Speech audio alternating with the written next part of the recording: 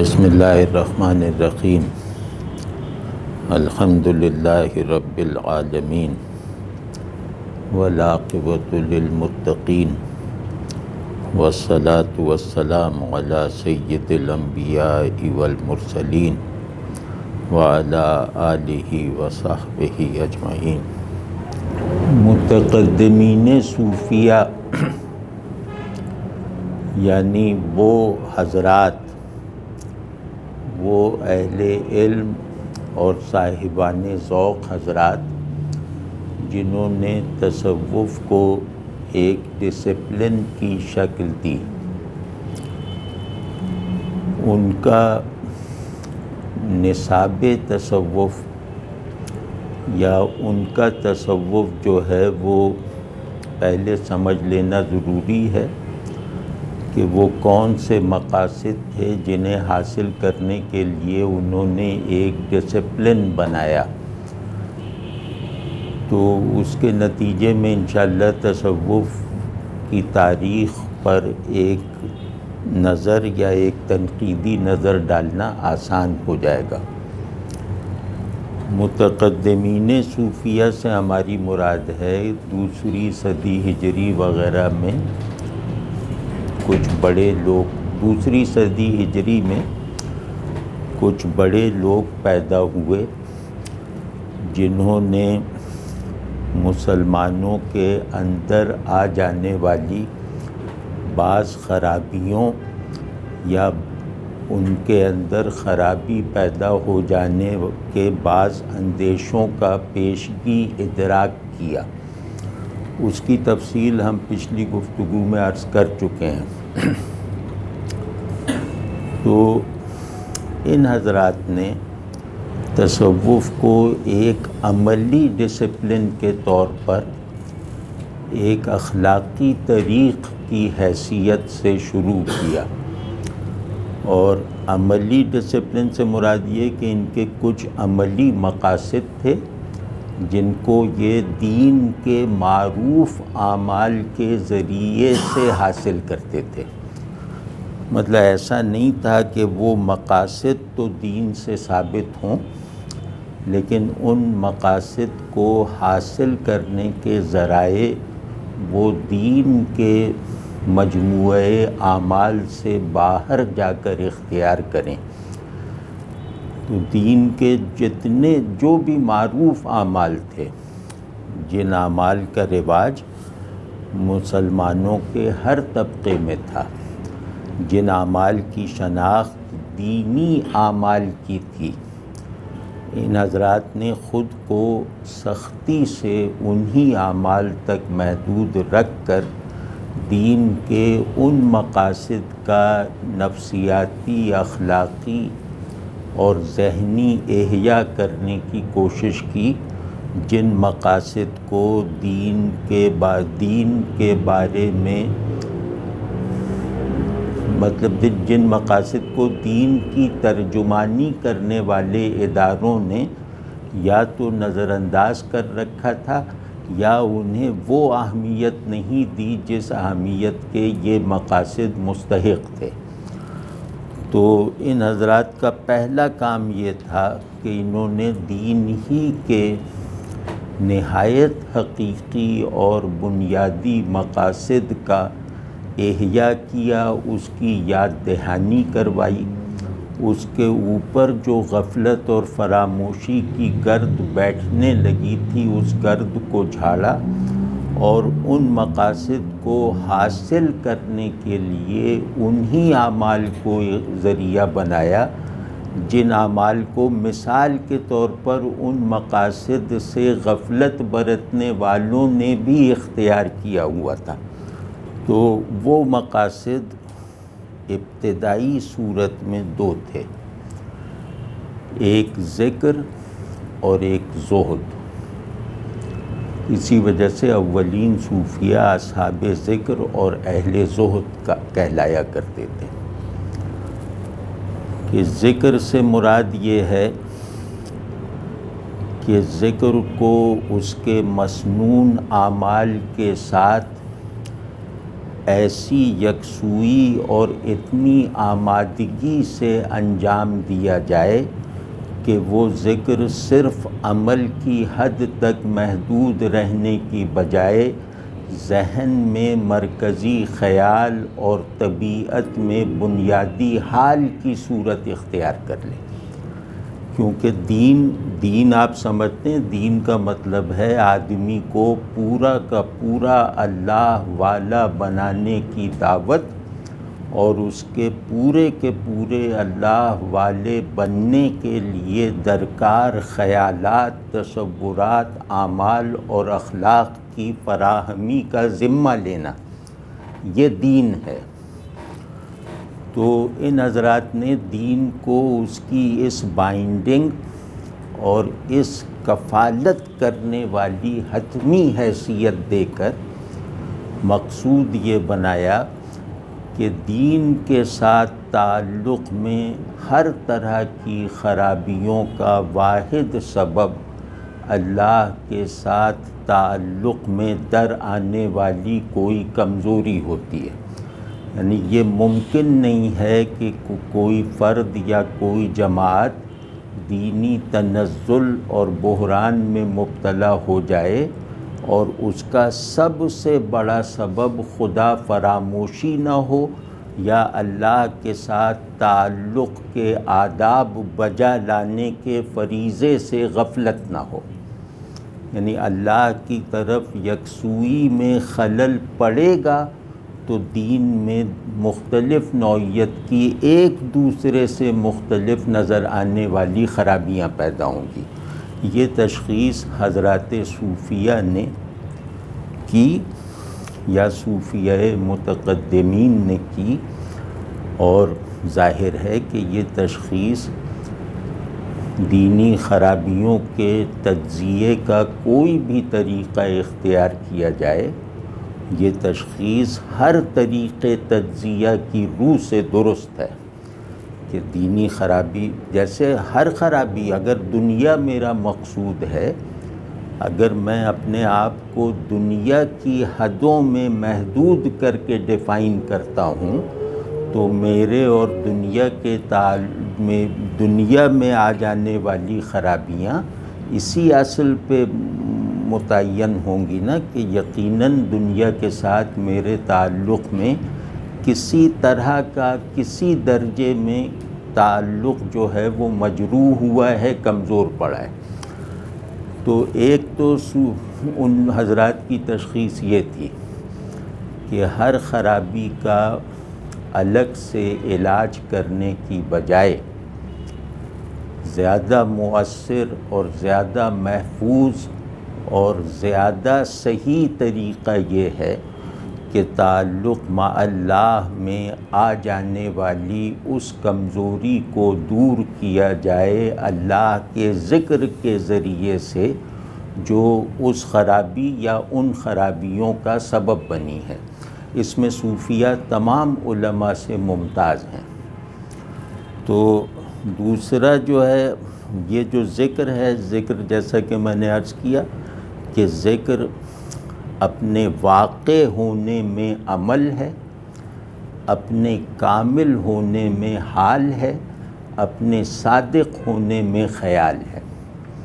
ٹھیک ہے نا کہ ذکر کا وقوع عمل کی شکل میں ہے، ذکر میں صداقت اس کے خیال کی حیثیت سے راسخ ہو جانے میں ہے، یعنی اس کے ذہن میں مرکزی حیثیت اختیار کر لینے میں ہے، اور اس کا کمال اس کے حال میں ڈھل جانے سے ہے، یعنی قلب میں بنیادی مرتبہ حاصل کر لینے سے ہے۔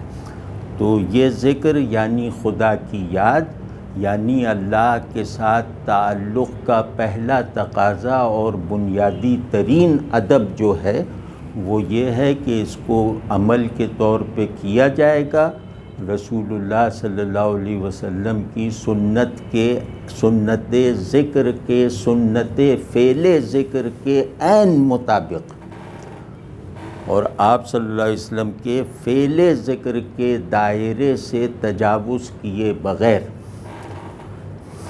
یعنی ذکر اگر ایک کلمہ ہے تو اس کلمے کا اظہار زبان رسالت علیہ السلام سے ہونا ضروری ہے۔ ذکر اگر ایک خیال ہے تو اس خیال کا اثبات رسول اللہ صلی اللہ علیہ وسلم سے کسی مستند ذریعے سے ہونا ضروری ہے۔ اور ذکر حال کیسے بنتا ہے؟ اس حال بننے کے بعد کی صورت اور اس حال بننے کے تشکیلی مراحل وہ سب کے سب ذات رسالت مآب صلی اللہ علیہ وسلم سے ایک اعتماد اور تیقن کے ساتھ منسوب ہونے ضروری ہیں۔ اور یہ ضرورت ایسی ہے کہ اس میں آپ صلی اللہ علیہ وسلم کو منہا کر کے کسی بڑے سے بڑے حوالے کو قبول نہیں کیا جائے گا۔ مطلب جیسے احکام میں قیاس کے عمل میں ہم کسی صحابی پہ رک جاتے ہیں تو ہمارا قیاس درست ہے، لیکن یہ جو ذکر ہے، یہ جو تعلق باللہ کو نبھانے والا سب سے بڑا ذریعہ ہے، یا یوں کہہ لیں کہ سب سے واحد اور مجموعی وسیلہ ہے، اس کے لفظ سے لے کر معنی تک اور معنی سے لے کر کیفیت تک رسول اللہ صلی اللہ علیہ وسلم تک پہنچنی چاہیے، بیچ میں کہیں نہیں رکنی چاہیے۔ یہ تھا صوفیہ متقدمین کا تصور ذکر۔ تو جیسا کہ میں نے عرض کیا کہ ذکر میں پہلا درجہ کلمات ذکر کا ہے، تو کلمات ذکر یا نصاب ذکر وہ مسنون اذکار تھے، اس کے علاوہ کچھ بھی نہیں تھے۔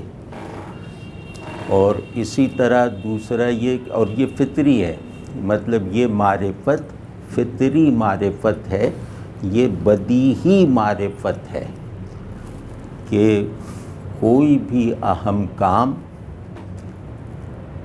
خود کو خیال بناتا ہے اور حال میں ڈھالتا ہے، کیونکہ میں جس بھی کام کو اہمیت دوں گا اس کی اہمیت میرے ذہن اور قلب کو دونوں کو مشغول رکھے گی۔ تو ذکر سب سے اہم کام ہے، یعنی کسی دیندار آدمی کا کوئی بھی کام ذکر سے بڑھ کر نہیں ہے، بلکہ اللہ کے لیے کیے جانے والے سارے کام ذکر کی نوع کے افراد ہیں، ٹھیک ہے نا؟ وہ سب ذکر ہی کے لیے ہیں، ذکر ہی سے پھوٹے ہیں، ذکر ہی پر تمام ہوتے ہیں۔ واضح ہے نہیں بات؟ تو اس میں کلمات ذکر کا مسنون ہونا، معانی ذکر، معارف ذکر، حقائق ذکر کا رسول اللہ صلی اللہ علیہ وسلم کی ذات اقدس اور آپ صلی اللہ علیہ وسلم کے لائے ہوئے پیغام سے ثابت ہونا، اور احوال ذکر کے لیے رسول اللہ صلی اللہ علیہ وسلم کے اسوہ حسنہ اور شمائل مقدسہ کا شاہد اور مصدق ہونا، یہ لازمی تھا صوفیہ متقدمین کے نزدیک۔ اسی لیے ان کے یہاں ذکر کے خیال بن جانے کے بعد کے جو ثانوی اظہارات ہیں وہ فلسفیانہ نہیں تھے، وہ سادہ دینی حقائق کو گویا ایک حضور شدید کے ساتھ بیان کرنے والی عبارتوں کی طرح تھے۔ تو اور اسی طرح احوال ذکر کا جو بیان ملتا ہے ان میں کوئی بیان ایسا نہیں ہے جو رسول اللہ صلی اللہ علیہ وسلم کی خلوتوں سے، آپ صلی اللہ علیہ وسلم کی تربیت سے بنائی ہوئی صحابہ کی جلوتوں تک معروف نہ ہوں۔ واضح ہے نہیں بات؟ اس کے پرانے یا پہلے صوفیہ سختی سے پابند تھے، اور اس کی خلاف ورزی کی شاید اس مین اسٹریم میں کوئی صورت نظر نہ آئے۔ اس میں کہیں نہ کچھ کمزوری کے پہلو تو نظر آ سکتے ہیں، لیکن اس میں انحراف اور تجاوز کا کوئی شائبہ تک نہیں تھا۔ دیکھیں، اتباع سنت ایک پروجیکٹ ہے، اس اتباع سنت میں کمی یقینی ہے، تجاوز ممنوع ہے، ٹھیک ہے نا؟ تو اس پہلو سے تو وہاں بھی کچھ چیزیں نظر آ جائیں گی۔ تو مختصر یہ کہ ان حضرات کا تصور ذکر اور اس تصور کی بنیاد پر قائم ہونے والا پورا نظام فکر و عمل یہ تھا کہ اللہ کی طرف یکسو رہو، پورے ذہن کے ساتھ، پورے قلب کے ساتھ، پورے ارادے کے ساتھ، اور اس مجموعی یکسوئی کے ساتھ پھر چاہے جو بھی عمل کرو، تمہارا وہ عمل ذکر ہی کا حصہ ہے، ٹھیک ہے نا؟ تو اس کو ان لوگوں نے انتہائی کامیابی پر جا کر عمل میں لا کے دکھایا، اور اس قدر اور اس اصل کی بنیاد پر انہوں نے لوگوں کی تربیت کرنے اور لوگوں کے ہم ذوق اور ہم مقصد لوگوں کے حلقے بنانے میں بہت بے مثل قسم کی کامیابی حاصل کی، اور ان کے انداز میں ایک جیسے ایک تہداری سی تھی، وہ یہ کہ کچھ لوگ ان سے متعلق ہوتے تھے ان کے اندرونی سرکل کا فرد بن جانے کے لیے، یعنی ذکر اور زہد میں کمال حاصل کرنے کی طلب لے کر اسے پورا کروانے کے لیے ان لوگوں سے متعلق ہوتے تھے۔ تو یہ اہل تعلق ہی صوفیہ تھے۔ کچھ لوگ جو ان کے انر سرکل میں نہیں آتے تھے اور طلب کمال اپنے اندر نہیں پیدا کر پاتے تھے، صوفیہ کے بنائے ہوئے اس ڈسپلن اور ان کی طرف سے پیش کی جانے والی اس دعوت نے انہیں بھی متاثر کیا، یعنی علماء وغیرہ میں دنیا کی طرف رغبت کے جتنے مواقع پیدا ہو گئے تھے، ان حضرات کی وجہ سے دنیا کی طرف رغبت کا وہ سیلاب اپنی رفتار برقرار نہ رکھ پایا۔ تو ان لوگوں نے گویا اپنے سے رسمی طور پر غیر متعلق لوگوں کی تربیت میں بھی ایک بالواسطہ کردار ادا کیا، کیونکہ انہوں نے اسلام دین اور خود نفس انسانیت کی ایک انتہائی بنیادی قدر کو فعال کر کے دکھایا۔ یہ صرف دینی بات نہیں ہے کہ جو مانتے ہو ویسے بن جاؤ، یہ ایک انسان کا اپنے بارے میں تصور قائم کرنے کا جو بھی چینل ہو، وہ چینل اس کی تصدیق کرتا ہے کہ جو کرتے ہو ویسا سوچنے والے بنو، جو سوچتے ہو ویسا ہونے والے بن جاؤ۔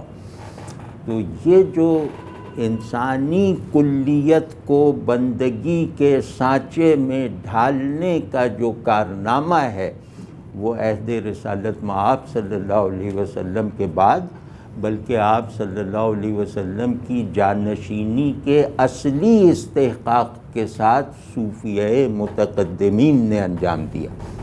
دوسرا جو اصول تھا وہ تھا زہد۔ یہ دونوں آپس میں جڑواں اصول ہیں، جڑواں ان معنوں میں کہ زہد کے بغیر ذکر سچا نہیں ہو سکتا۔ اللہ سے تعلق کے جو مختلف چینلز ہیں نا، ان میں جو سب سے کشادہ اور سب دیگر چینلز کا احاطہ کر لینے والا چینل ہے وہ ذکر ہے۔ تو یہ ذکر جو ہے، جو تعلق باللہ کے جوہر اصلی کی حیثیت رکھتا ہے، اس ذکر کا قیام، اس ذکر کا شعور اور اس ذکر سے وابستگی کی کوئی جینوین صورت زہد کے بغیر ممکن نہیں ہے۔ کیوں؟ اس کا سبب کیا ہے؟ اس کا سبب یہ ہے کہ اللہ کی طرف جس مستقل اور مسلسل اور ہمہ حال یکسوئی کا دین تقاضا کرتا ہے، وہ یکسوئی محبت کی بنیاد پر ہے۔ یعنی اللہ سے ایسی محبت جو اس کی طرف یکسو رکھے، اور یہ ہر آدمی کے تجربے میں ہے کہ یکسوئی کی پرورش اور یکسوئی کا قیام محبت کے ماحول اور محبت کی زمین پر ہوتا ہے۔ صرف محبوب ہے جو کبھی نہیں بھولتا، مطاع بھول جاتا ہے، حاکم بھول جاتا ہے، استاد بھول جاتا ہے، محبوب کبھی نہیں بھولتا، ٹھیک ہے نا؟ تو اس پہلو سے اگر دیکھیں تو دنیا ایک ایسی چیز ہے جس میں محبوب بننے کا اندیشہ بہت زیادہ ہے۔ یعنی دنیا میں محبوبیت کا عنصر بطور آزمائش کے رکھا گیا ہے۔ تو اللہ سے وہ محبت جو بنائے ذکر ہے، جو اساس تعلق ہے، اس کو اصل چیلنج دنیا سے درپیش ہے، کیونکہ دنیا ایک ایسی چیز ہے جو حاصل ہو کر بھی محبوب ہے اور حاصل نہ ہونے کی صورت میں بھی محبوب ہے۔ تو جب تک اس جعلی محبوب سے بے رغبتی کا تعلق نہیں رکھو گے، اس وقت تک محبوب حقیقی سے تعلق کی استعداد سے محروم رہ جاؤ گے۔ تو ان معنوں میں زہد کہتے کہ زہد غریبی اختیار کرنے، مسکینی کو اپنا شعار بنا لینے کا نام نہیں ہے۔ زہد اللہ کی نعمتوں کو جو دنیاوی مظاہر کی شکل میں ہیں، چیزوں کی صورت میں ہیں، ان کو اپنے اوپر حرام قرار دینے والا رویہ نہیں ہے۔ زہد کا مطلب ہے کہ مجھے دنیا اس پہلو سے، صرف اس پہلو سے قبول ہے کہ وہ اللہ کی مذکر بن جائے۔ یہ دنیا جس قدر اپنے حصول اور فقدان دونوں صورتوں میں مجھے اللہ کی یاد دلاتی رہے گی، شکر اور صبر پہ ابھارتی رہے گی، اس وقت تک یہ بہت قیمتی ہے۔ لیکن دنیا کا وہ حصہ جو مجھے اللہ کی غفلت اور نافرمانی میں مبتلا کر سکتا ہے یا کرتا ہے، اس سے مجھے دوری کا تعلق بنانا ہے۔ یعنی اس طرح بنانا ہے کہ دنیا میری موجب شکر ضرورتوں کی تکمیل کا ذریعہ تو بنی رہے، لیکن دنیا میرے دل کی متاع نہ بنے۔ یعنی نعمت بھی محبوب ہونا حرام ہے، کیونکہ وہ منعم کی محبت میں رکاوٹ بنتی ہے۔ تو نعمت شکر کی مستحق ہے، محبت کی نہیں۔ نعمت سے شکر ادا کرتا ہوں، نعمت کو اپنا محبوب نہیں بناتا۔ تو دنیا کو محبوب بننے سے روکنے والا مزاج اور بنیادی قدر، اس کا عنوان زہد ہے۔ واضح ہے نا کہ دل اللہ کا گھر ہے، اس میں دنیا کو اس کا شریک نہ بننے دو۔ تو اللہ کے ساتھ جس طرح شرکت اطاعت اور شرکت عبادت بری ہے، اسی طرح شرکت محبت بھی بہت قبیح ہے اور بہت شرمندہ کرنے والی اور خلاف غیرت ہے۔ تو زہد کہتے ہیں حمیت بندگی کو، تعلق باللہ سے پیدا ہونے والی غیرت کے نتیجے میں پیدا ہو جانے والے رویے کو۔ اب اس میں جیسے پچھلی مرتبہ میں نے حسن بصری رحمۃ اللہ علیہ کا حوالہ دیا، جو اپنے وقت کے بہترین علماء میں سے تھے، بہترین فقہا میں سے تھے، بہترین محدثین میں سے تھے، اور تاریخ کے بھی بہت ماہر تھے۔ مطلب یہ کہ جتنے علمی افتخار ہو سکتے ہیں وہ سب انہیں نصیب تھے۔ تو وہ سید الصوفیہ ہیں، تو ان کا کیا مسئلہ تھا، یا ان کا مسئلہ کہنے سے میری مراد یہ ہے کہ انہوں نے آخر ہمارا کون سا مسئلہ تشخیص کیا تھا اور اس کا علاج تجویز فرمایا تھا. تو وہ میں نے ابھی عرض کر دیا کہ اللہ کو محبوب رکھنے والی روایت اور مزاج میں ذوف پیدا ہو چلا تھا، اور وہ جیسے قدرتی سا تھا، کیونکہ جب بھی کوئی نظریہ پاور کے اسٹرکچر میں آ جاتا ہے، جب بھی کوئی نظریہ دنیا میں غلبہ حاصل کر لیتا ہے، اس نظریے کے ماننے والوں میں اس نظریے میں موجود بعض مقاصد کمزور پڑ جاتے ہیں. یعنی دنیاوی کامیابی بڑا امتحان ہے ناکامی کے مقابلے میں. تو جب اسلام کے پاور اسٹرکچرز بن گئے، مطلب بادشاہت مضبوط ہو گئی، ادارے مضبوط ہو گئے، سوسائٹی میں ایک چمک دمک پیدا ہو گئی، یعنی سوسائٹی کے ادارے، اسٹیٹ کے ادارے، یہ سب اچھی طرح اسٹیبلش ہو گئے، معیشت بہت بہتر ہو گئی. جو ریڑھ کی ہڈی ہوتی ہے ریاست اور معاشرے دونوں کو اپنی اقدار پر قائم رکھنے کے لیے، وہ معیشت بہت بہتر ہو گئی.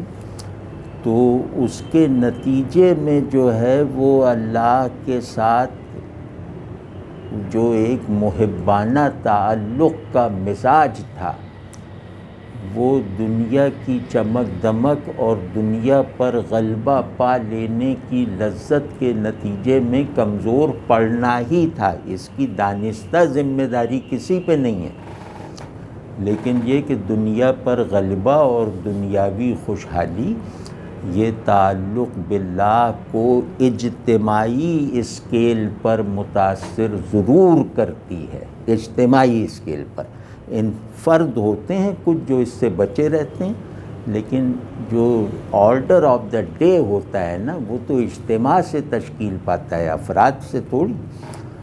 تو وہ پیدا ہو چلا تھا، اور اس کی لپیٹ میں پھر اس اجتماعیت میں مرکزی کردار ادا کرنے یا کر سکنے والی بعض شخصیتوں کے لپیٹ میں آ جانے کے شواہد پیدا ہو چکے تھے.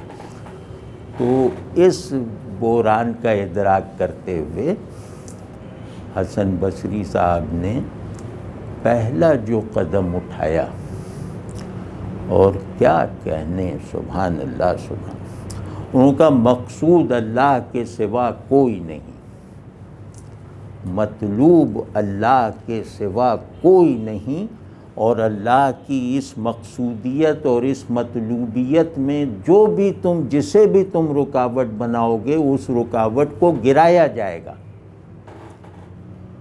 یعنی اللہ کی طرف یکسوئی رکھنے کے لیے کہ راستے میں جو دیواریں چاہے وہ مقدس ہوں چاہے دنیاوی ہوں، انہیں گرایا جائے گا.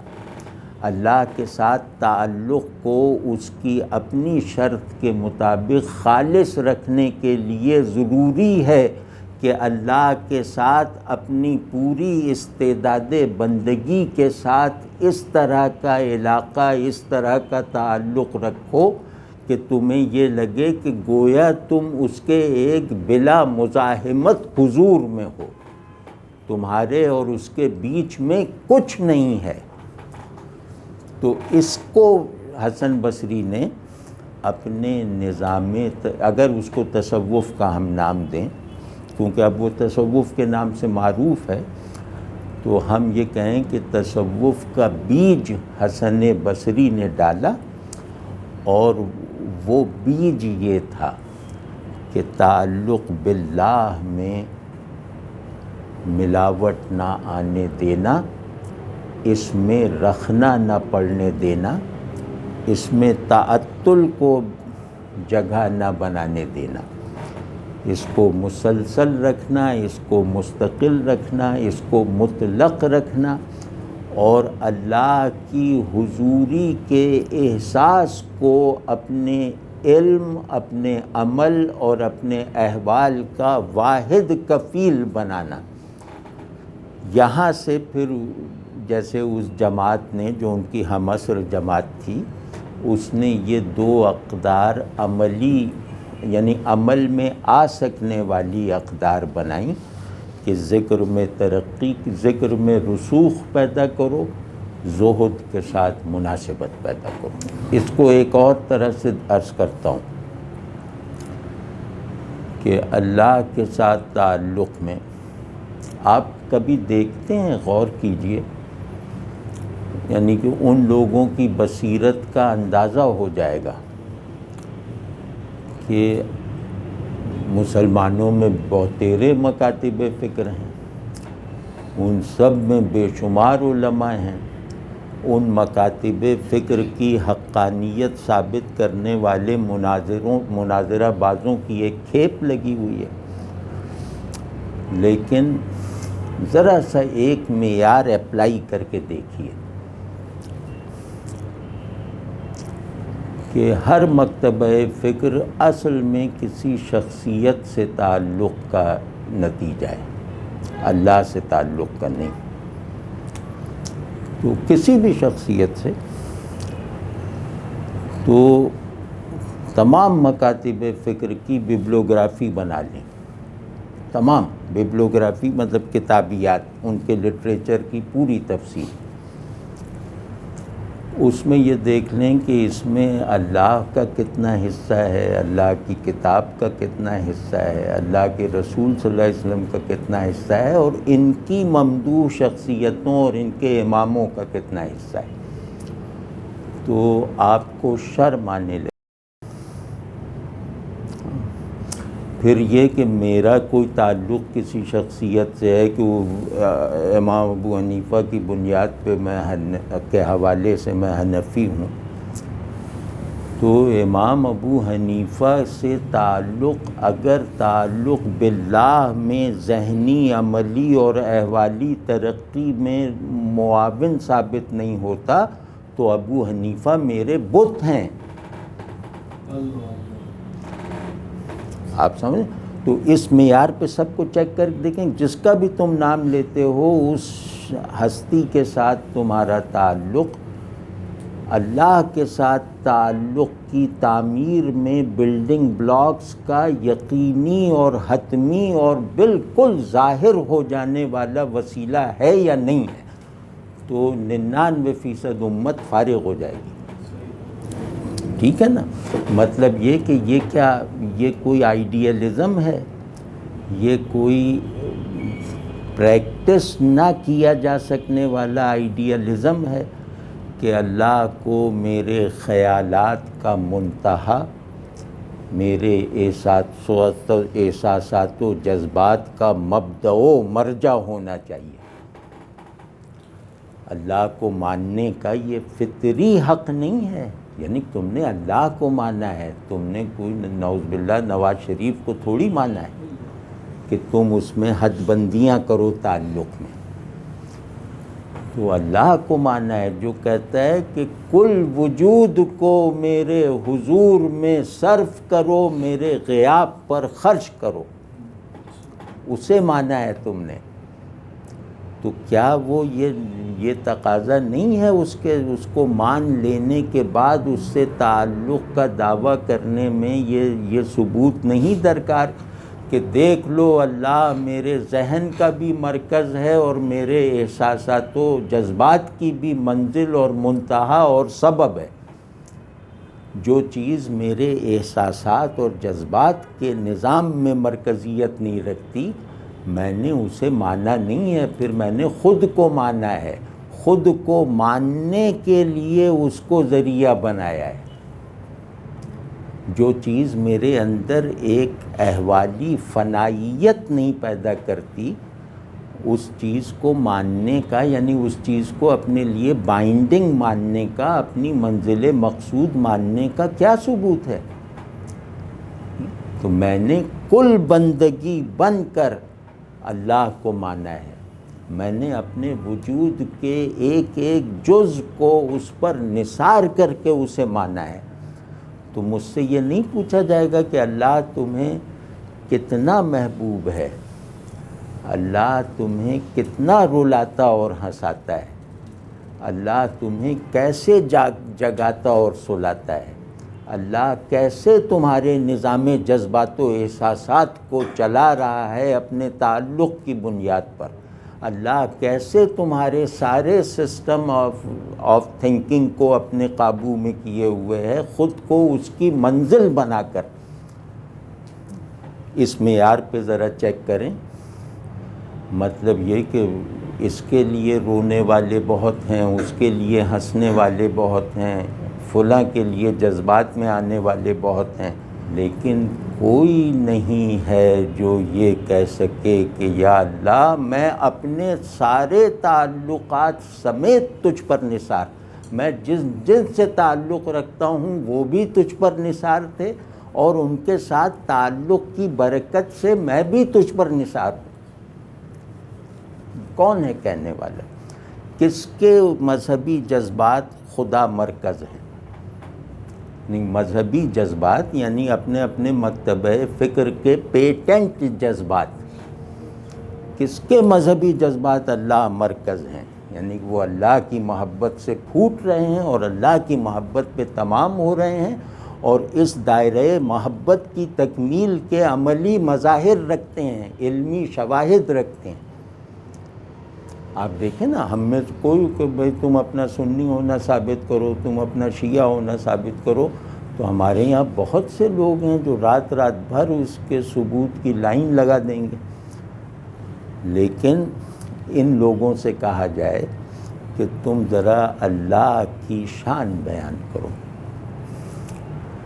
فلاں امام فلاں مقتدی کی شان اگر ان سے پوچھی جائے تو یہ صبح کر دیں گے شام سے۔ ان سے کہا جائے کہ اللہ کی شان بیان کرو، اللہ کی کتاب کے فضائل بیان کرو، اللہ کے رسول صلی اللہ علیہ وسلم کو ادھر ادھر کی بے ساکھیاں دیے بغیر افضل و اعظم ثابت کرو۔ تو بخدا یہ گونگے ہیں۔ تو اب یہ ہم اپنی آنکھوں سے دیکھ رہے ہیں نا، اس چیز کا پیشگی ادراک کچھ لوگوں نے کیا تھا، اور انہوں نے کوشش کی کہ اللہ کی معبودیت بھی الحمدللہ قائم ہے، اللہ کی معرفتوں کا بھی الحمدللہ پھیلاؤ موجود ہے صحیح صورتوں میں، اللہ کی محبوبیت کو اسٹیبلش کر دیا جائے، اور اس کی معرفت اور اس کی خشیت دونوں کو اس کے لیے ایسا بنا دیا جائے جیسے جنت میں اڑنے والے پرندے کے دو پر ہوتے ہیں، یعنی اللہ کی محبت کو وہ بہشتی پرندہ فرض کیا جائے، اور اس کی معرفت اور خشیت کو اس پرندے کی پرواز کے لیے درکار دو پروں کی حیثیت دے دی جائے۔ یہ کس نے کیا؟ یہ کرنا ضروری نہیں تھا، یہ کرنا دین کا تقاضا نہیں تھا، یہ کرنا اللہ سے تعلق کا لازمہ نہیں تھا، یہ ان حضرات نے کیا ہے۔ اور انہوں نے اچھا یہ سب کچھ کیا یعنی کہ آپ کا کیا خیال ہے، ایک مجدد وہ ہوگا جو ذہن کو اللہ والا بنا دے، بہت بڑا مجدد ہے۔ ایک مجدد وہ ہوگا جو ارادے کو اللہ کی طرف یکسو کر دے، بہت بڑا محسن ہے، بہت بڑا مجدد ہے۔ تو وہ آدمی کس درجے کا مجدد ہوگا؟ جو قلب کو اللہ کے حضور میں جھکا رکھے، اس کی یاد سے بھرا رکھے، اس کی حرارت سے سرگرم رکھے۔ یہ کتنا بڑا مجدد ہوگا؟ کیونکہ قلب سے بڑی بائنڈنگ فیکلٹی نہ ذہن ہے نہ ارادہ ہے۔ تو آدمی کا ذہن بھی اس کے قلب کا نوکر ہے، آدمی کا ارادہ بھی اس کے قلب کا چاکر ہے۔ تو اب جو قلب یعنی تمہارے مرکز وجود میں انقلاب پیدا کر دے للہیت کا، وہ کتنا بڑا مجدد ہوگا؟ تو یہ صوفیہ متقدمین تھے کہ انہوں نے ہمارے قلب کو عبداللہ ہونا تعلیم کر دیا، تلقین کر دیا، بلکہ اس حقیقت بندگی کو ہمارے قلب میں جذب کرنے کا راستہ دکھا دیا۔ جیسے میں نے عرض کیا کہ اللہ سے تعلق کی یہ اقدار سیگانہ ہیں، یہ 3 قدریں ہیں، اللہ سے تعلق کے یہ 3 پیرائے ہیں، معرفت، خشیت اور محبت،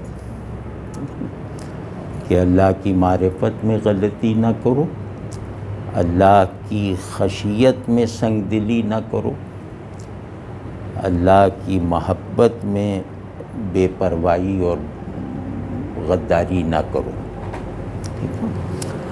تو صوفیاء متقدمین جو کم از کم 1 صدی کا زمانہ ہے، 1 صدی کے اسپین میں، انہوں نے ان تینوں اقدار کو محبت اساس بنایا۔ ان میں سے کچھ نے ان تینوں قدروں کو خشیت پہ کھڑا کر کے دکھایا، یعنی سفیان ثوری اس کے سب سے بڑے نمائندے ہیں، یعنی سلوک محبت، سلوک خشیت، کہ اللہ کی محبت ہو اور اللہ کی معرفت، یہ دونوں خشیت کی بنیادوں پر بننے والے 2 اسٹرکچرز ہیں۔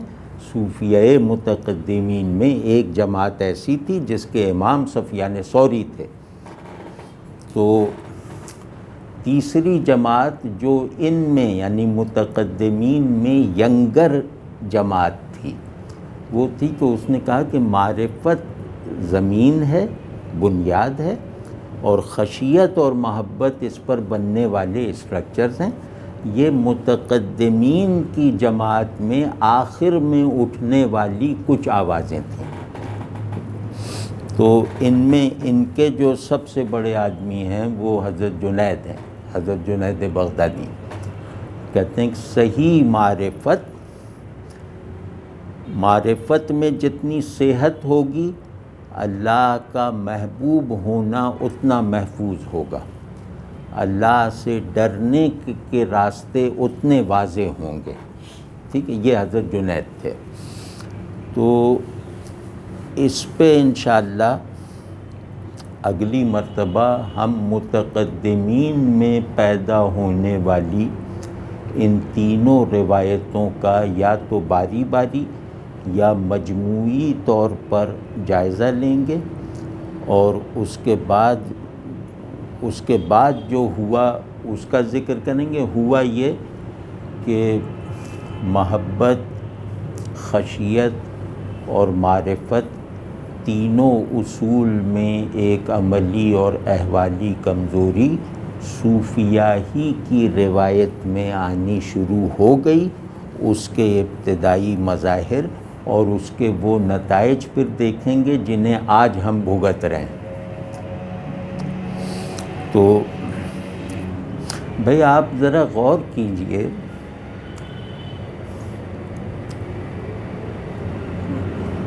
کہ دین لفظ ہے، ٹھیک ہے نا؟ لفظ اپنے کمال میں حقائق کا ظرف ہوتا ہے، حقائق کا کنٹینر ہوتا ہے۔ تو اس دین کو یعنی اس الہی لفظ کو حقائق سے کاٹا جا سکتا ہے؟ یہ صوفیہ نے آ کے ہوش دلایا۔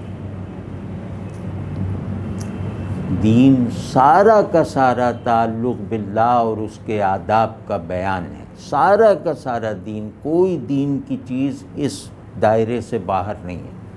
تعلق باللہ اور اس کو نبھانے کے آداب۔ تو اس کی دوبارہ ریئلائزیشن کس نے کروائی ہے؟ یعنی دین کی اس کلی ساخت کا احیاء کس نے کیا ہے امت میں؟ یہ ان لوگوں نے کیا۔ تو انشاءاللہ اس طرح رفتہ رفتہ کر کے آج میں ایک کاغذ لانا بھول گیا، اس میں نے ادوار بندی کی ہوئی تھی، وہ بھول گیا، اگلی مرتبہ وہ لے آؤں گا، تو زیادہ مربوط اور زیادہ حوالہ جات کے ساتھ گفتگو کریں گے انشاءاللہ۔